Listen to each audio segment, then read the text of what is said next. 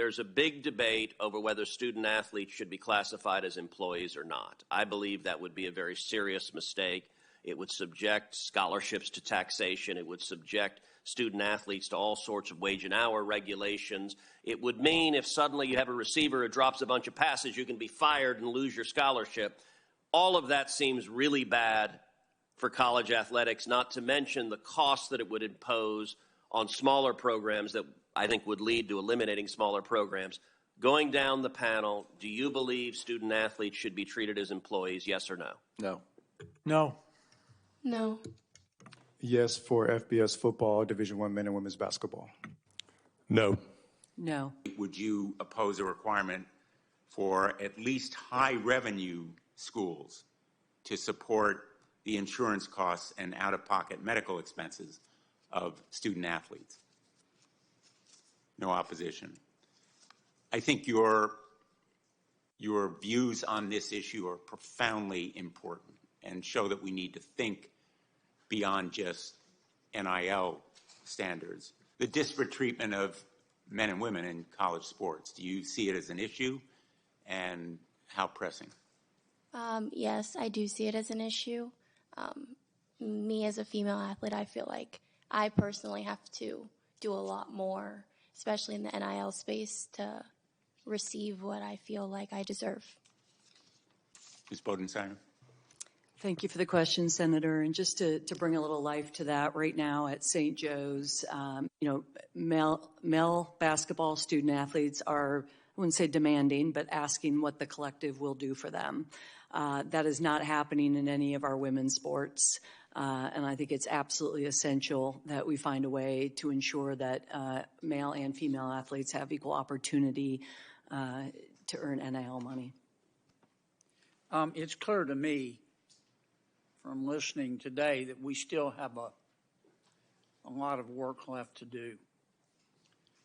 I want to start with trying to look at this issue from 30,000 feet.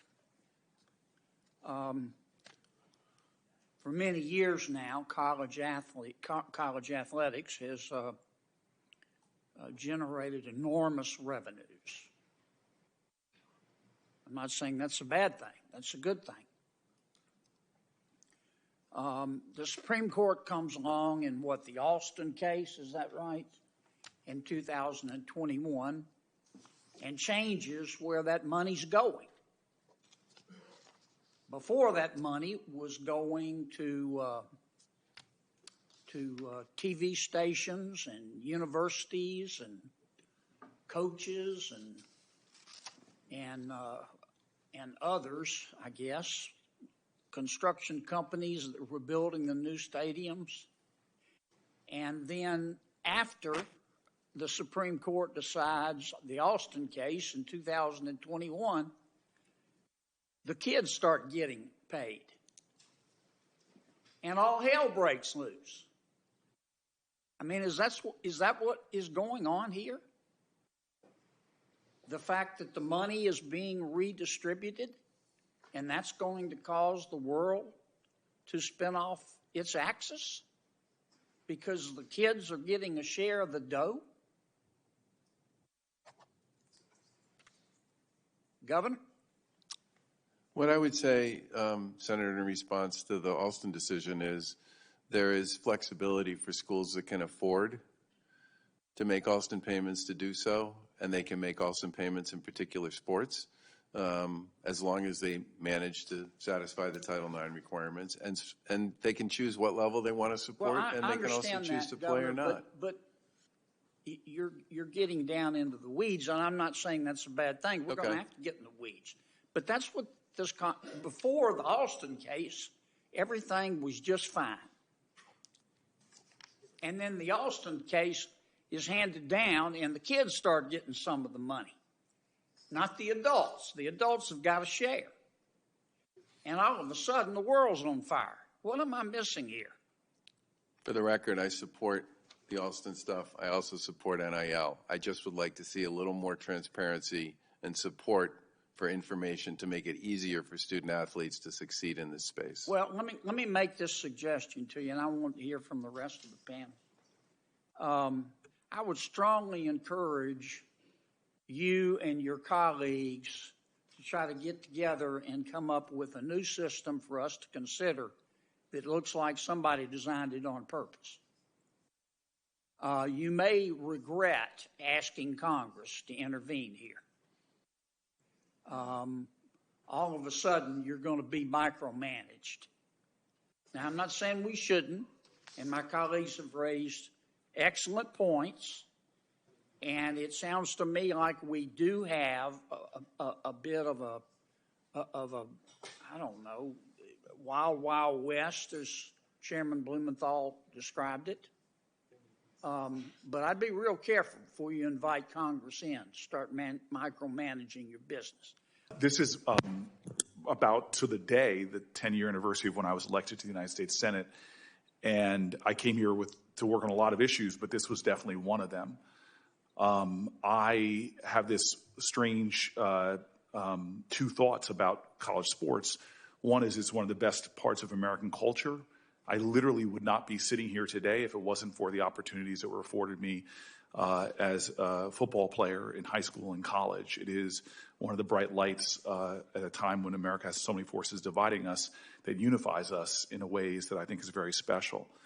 The challenge I found 10 years ago is in the first Commerce Committee hearing on this, I was very angry because I also knew the dark side of college sports and knew too many of my friends whose bodies were beaten and battered, who were going in their own pocket years later to try to pay for spinal cord injuries or shoulders, knees, and God forbid, I saw the challenges with CTE. Guys who were coming out of ball who had head injuries, depression, and so many other symptoms that we now know are symptoms of CTE, but nobody there to help them or support them. More than this, I just couldn't understand how we could have a system that guys who spent over 80 hours, 70 hours, 60 hours playing the sport who didn't graduate on time were going in their own pocket after their football career was over just to pay for the last few credits that they had. I couldn't understand how low-income kids who got a chance to play ball didn't have the money to even, get their parents to come see them play while the jersey with their names on it were being sold in student bookstores for more money than one of their parents made in a full day's labor. And what frustrated me was at that time, the NCAA was giving lip service to a lot of the changes, but seemed to only move when they got embarrassed. Whether it was being embarrassed like Shabazz Napier saying I couldn't afford to eat when he won the NCAA championship, or the embarrassment of showing the differential treatment of women versus men in NCAA tournaments. I am so glad that this group is here now because the folks here before us have been extraordinary in their leadership. I cannot thank President Baker enough for being willing to work with me and my team, for his what I think has been very progressive leadership in bringing about change. Commissioner Petitti, you have been a great partner in trying to develop something that could be bipartisan and actually can work to put some common sense guardrails. And Brother Huma, we've been working on this since you and I both had hair. And it is, I cannot tell you how grateful I am for your leadership and advocacy in fighting for what most people who watch sports think should be the norm, that the men and women who are contributing most of this $15 billion industry should, at the very least, have some basic standards for health, safety, and justice when it comes to these issues.